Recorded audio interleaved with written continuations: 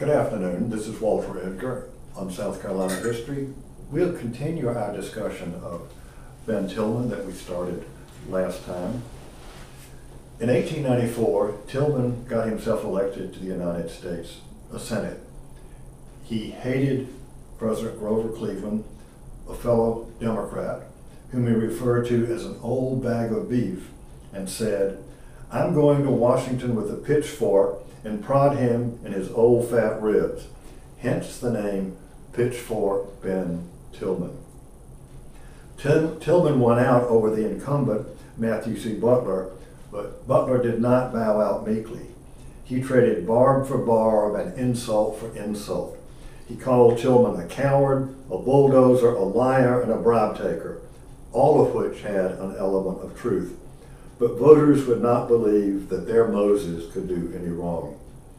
He was in the Senate, but he arranged for South Carolina to have a new constitution in 1895. The disenfranchisement and marginalization of black Carolinians was the last item on Tillman's agenda. He had set the tone in his first inaugural speech. "The whites have absolute control of state government, and we intend at any and all hazards to retain it." He interpreted his victory as a triumph of democracy and white supremacy over mongrellism and anarchy, of civilization and barbarism. There was a referendum to call for a state constitutional convention. Most people think it really did not pass, but once again, Tillman's election officials said that it had, barely. And then there was the convention itself, which met in Columbia. Interestingly, Tillman negotiated with the conservatives because they had the best legal minds in South Carolina, and he needed them at the convention to help write the new Constitution. It was an effort to unify the white minority, just like John C. Calhoun and the old Unionists back in the 1830s. There were 6 black delegates, all 5 from Beaufort and 1 from Georgetown. Starting with disenfranchisement, conservatives said, okay, we'll have a literacy qualification to apply to all voters. Reformers, remember, Tillman calls himself a reformer. Reformers said no, because they had to keep the 22% of illiterate whites on the voting rolls. And they inserted a provision that anyone who could understand and explain a section of the South Carolina Constitution when read to them by a registered voter. So any section of the crazy Constitution of South Carolina in 1895, they could say, well, you don't understand the paragraph dealing with land sales, or you don't understand paragraph 1 past 2, A, B, C stuff. Very easy to keep somebody off the rolls, but at the same time, an illiterate white could just say whatever he wanted to, and the registrar said, okay. The black delegates were eloquent but ignored. Tillman blamed all the evils of South Carolina on the black Republican government. Local government was completely neutered by this Constitution, something that we have paid dearly for in the century and a half since that happened. The result was, because of the neutering of local government, it would eventually lead to hundreds of special service districts and boards that continued to paralyze South Carolina and make it difficult to do business here. At one point in the early 21st century, nobody in the state government literally knew how many independent boards and commissions there were. They had no handle on it. The Constitution also created Saluda County, and Charleston was now just one of many counties, and its representatives were often ignored in the General Assembly. Under this Tillmanite Constitution, 10 more counties were created over the next 20 years. So there would be more Tillmanite senators. Allendale, Bamberg, Calhoun, Cherokee, Dillon, Dorchester, Greenwood, Jasper, Lee, and McCormick. You want to look at some of our most troubled counties today? Look at Allendale, look at Bamberg, look at McCormick, look at Lee. In fact, actually, Allendale County today does not have a population requirement to be made a county if you tried to make it a county in 2020.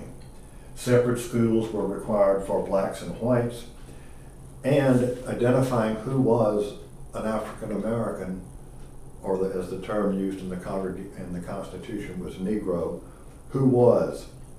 This is the first time in South Carolina history that that's been defined by law. And Tillman, some of Tillman's friends in the Constitutional Convention said, let's go with one drop. And Tillman said, if you do that, gentlemen, I'm not sure how many people in this room would be eligible to serve.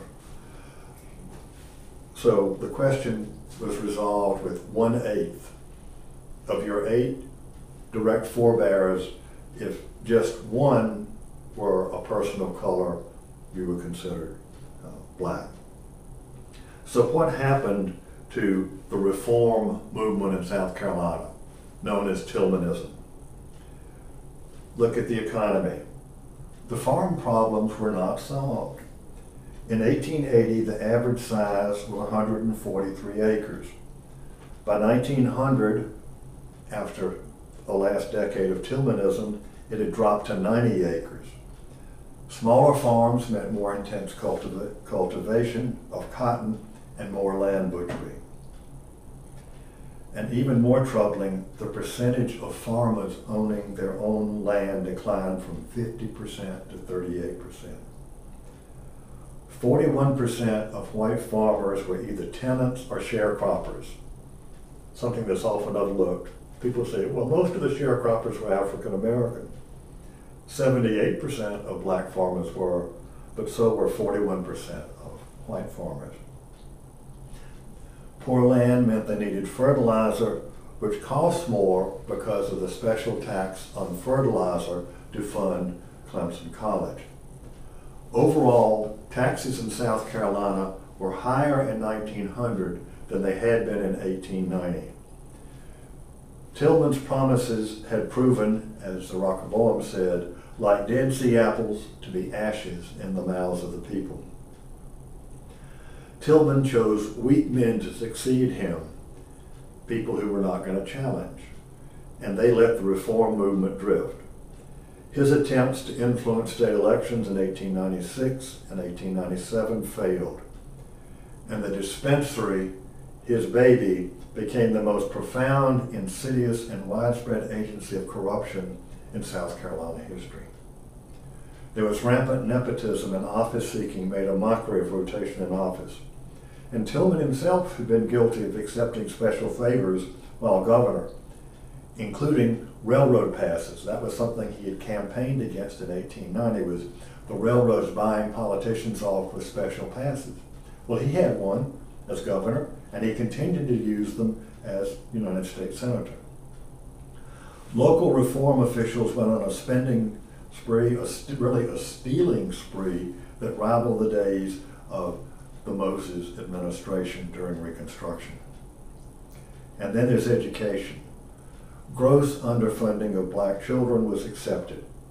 The creation of South Carolina State in 1896 meant that South Carolina now had 5 state-supported institutions of higher education.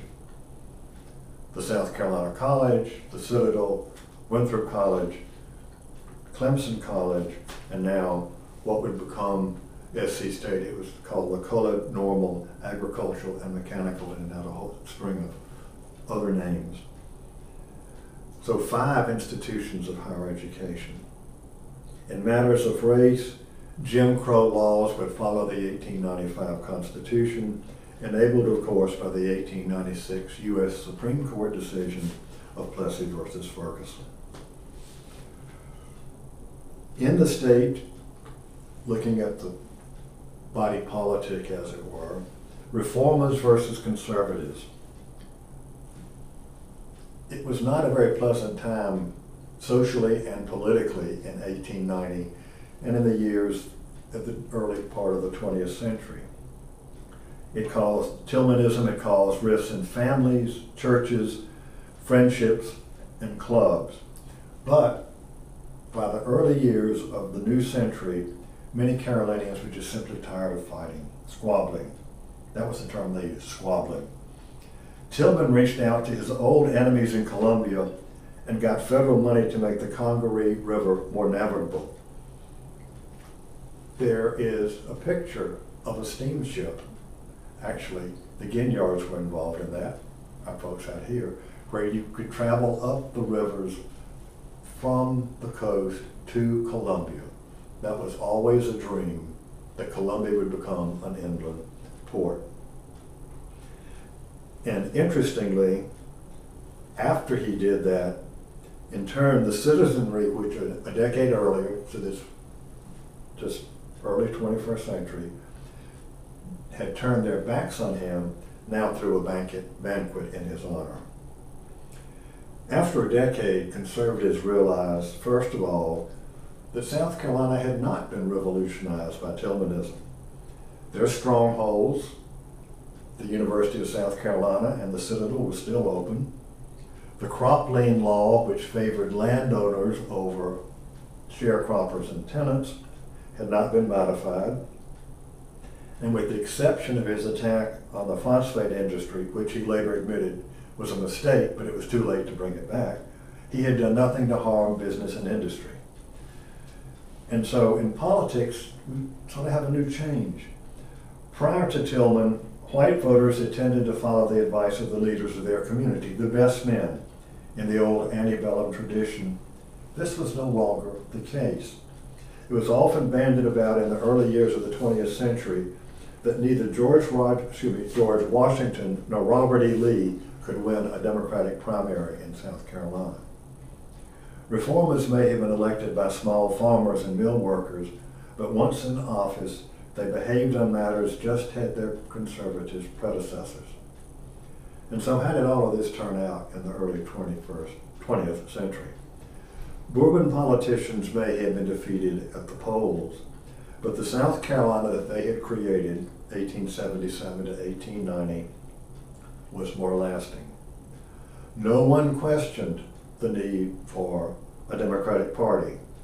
No one questioned the tales of the evils of Black Reconstruction. No one questioned the justice of the lost cause. Tillman and his reformers had wrought some changes in the state. However, they did not tinker with the basic tenets of the Bourbon worldview. After a decade of so-called revolution, there was something of a new order. A revised version of the resurrected old order of Wade Hampton and his friends. And it was this modified Bourbonism was more open to innovation and change because of Ben Tillman. South Carolina was somewhat prepared to deal with the new century. South Carolina has found it more difficult to deal with the issues and problems of the late 20th and early 21st centuries. Because of Ben Tillman, discrimination and Jim Crow, which the News and Courier incidentally argued against in the 1890s, they favored class over caste and often said they'd rather sit with an African American in a first-class coach than with an upcountry bumpkin in a Jim Crow car. Poor funding for education, especially for rural and black schools. Poor counties created for his cronies, and we're still suffering with that today. Fragmented government at the state and local level to give jobs to his political allies. We learn history, as a Polish historian said, not in order to know how to behave or how to succeed, but to know who we are. And finding out who we are in South Carolina is sometimes painful. So that's why I spent so much time talking about Ben Tillman. That's my students' question. You never liked this guy, why'd you do it? Because whether you like him or not, his impact on South Carolina was very strong. And we need to remember that. But now let's move on to something a little lighter. Let's talk about South Carolina and the New South. And to do that, we've got to go back and take a look at what was South Carolina like beginning in the 1880s. The economy, folks, was in shambles. When Tillman said things were going bad, they were. The family budget for a young housewife, Jane Watkins Palmer of Mount Pleasant. Now, some in her family call it Palmer, some call it Palmer. Her monthly budget was $509, and that's in today's dollars, to operate the house. And her family didn't own the house. 57% of that went for rent, 22% for washing. No Maytag housewife here. It had to be done by hand. 10% for fuel and 10% for the help. The rest to live on that Mrs. Palmer had was $5.10. Now folks, that's a month, $5.10. Elsie, the help, had to get by on $51 a month. In 1890, a sharecropper was lucky to get by with about $1,350 a year.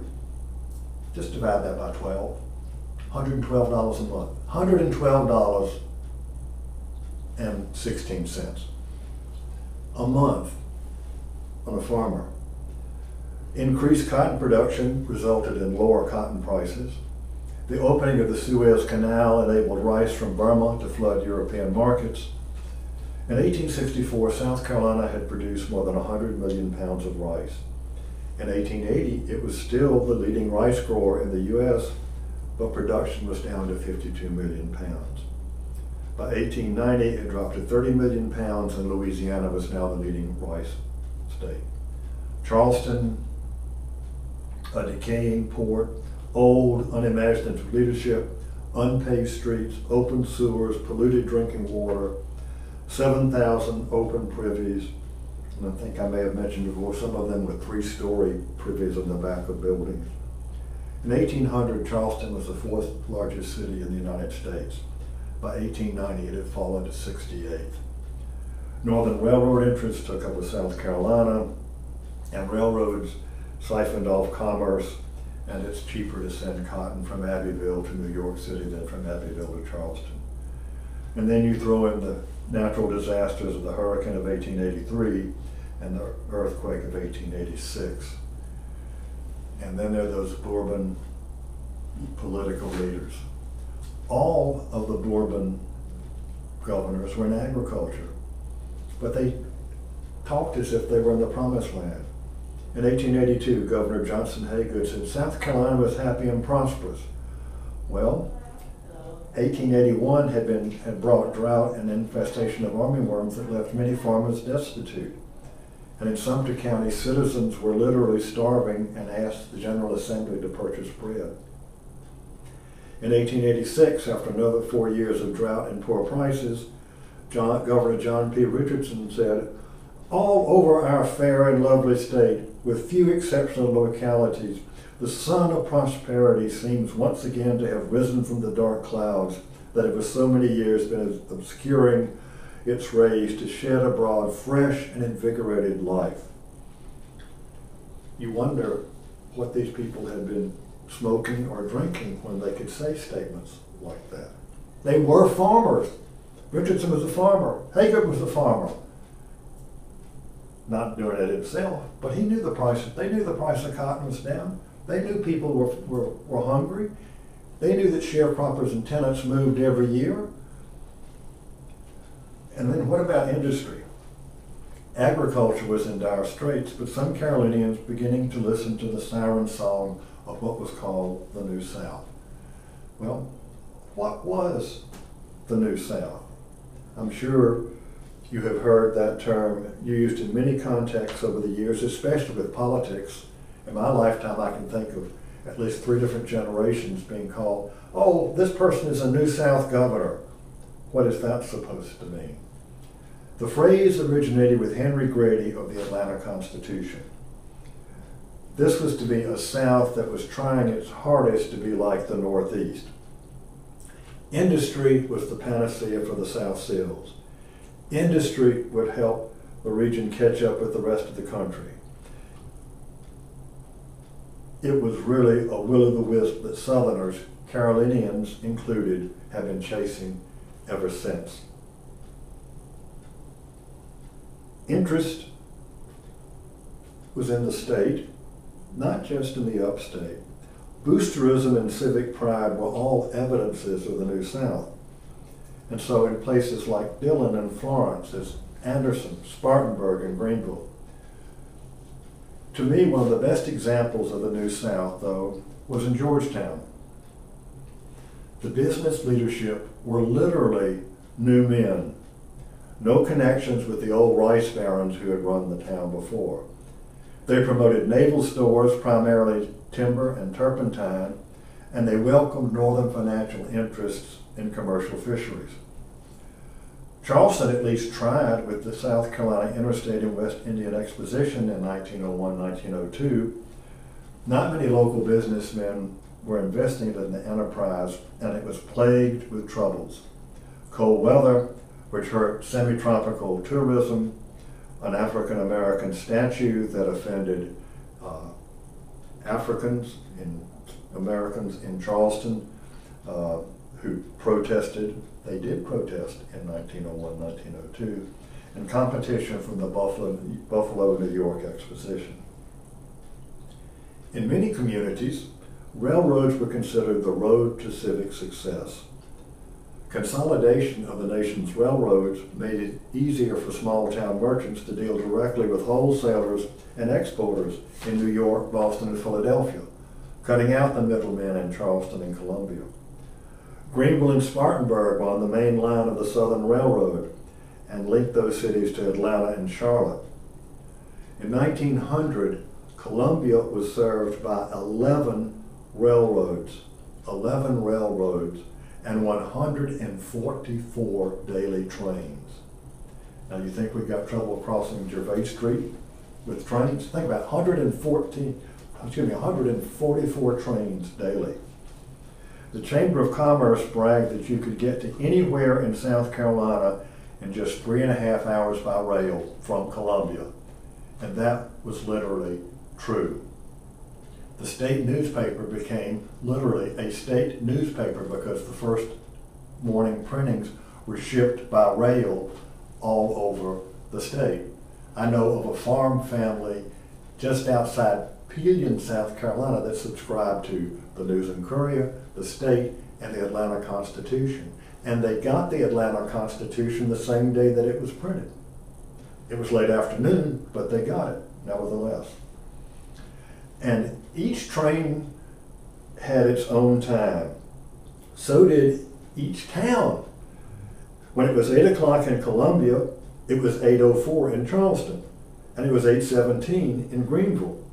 It was not until 1883 that the nation adopted the standardized time zones, and that was set by the railroads.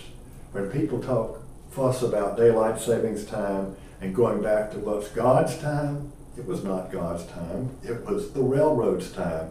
Made it easier to service and also make sure you weren't going to have head-on collisions, because if you got 17 minutes difference between Charleston and Columbia, how are you going to make connections? Hope those trains aren't running on the same track. So standardized time came in 1883. And you also have the coming of the mills. In 1880, South Carolina only had 14 textile mills, fewer mills than it had had in 1860. In 1880, employment in the mills was about 2,000, and mill workers were called operatives. The decade of the 1880s saw mills open at Spartanburg, Greenville, and Anderson, and especially explosive growth after 1895.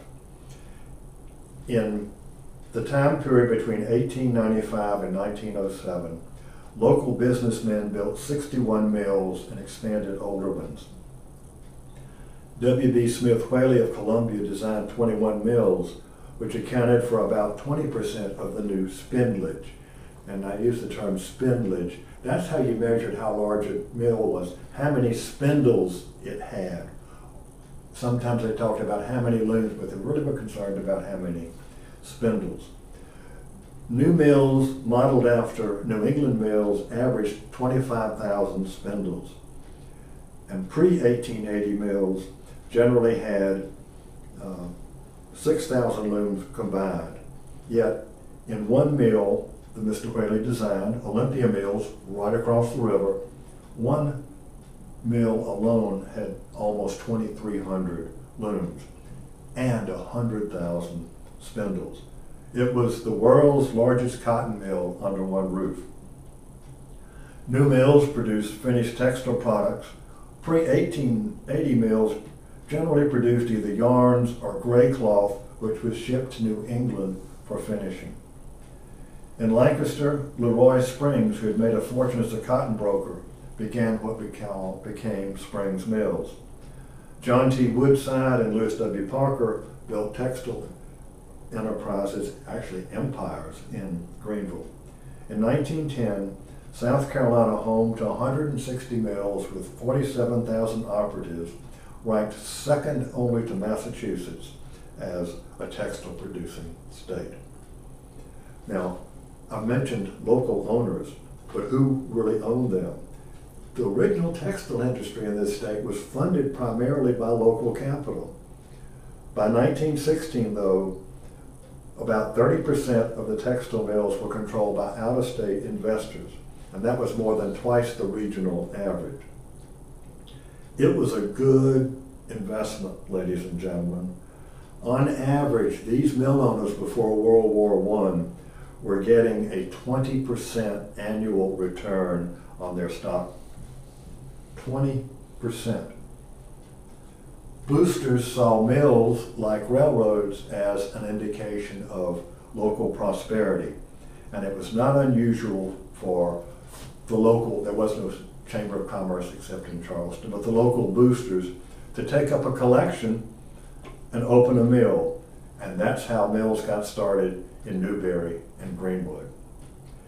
And now I think today we'll stop there and we'll pick up with our discussion of South Carolina and the New South next week.